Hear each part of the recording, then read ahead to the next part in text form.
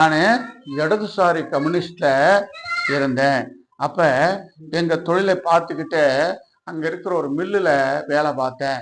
அங்க இருக்கிற மில்லுல நான் வேலை பார்த்தனால எங்க ஊர் மதுரையில எங்க ஊரை சுத்தியே ஒரு 6 மில்லு இருக்கு.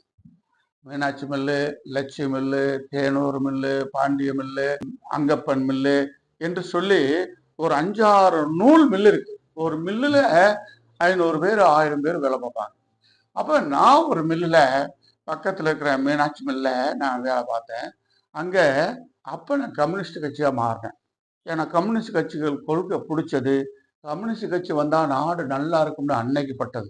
நான் அதுக்கு முன்னால எம்ஜிஆர் ரசிகனாக இருந்தேன். யாரா இருந்தேன்?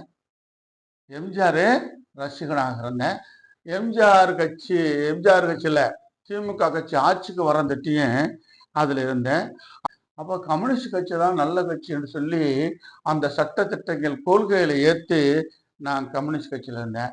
அப்போ கம்யூனிஸ்ட் கட்சியில் சில போராட்டங்கள், ஆர்ப்பாட்டங்கள், அந்த அரசியல் ரீதியாக போகும்போது நான் வாலிபர் சங்க தலைவனானேன்.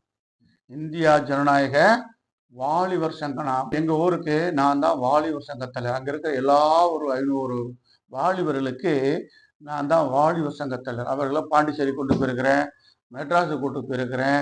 அவங்களெல்லாம் இந்த உலகத்தை எங்கெங்க அரசியல் இருக்குதோ அதெல்லாம் காமிச்சிருக்கிறேன்.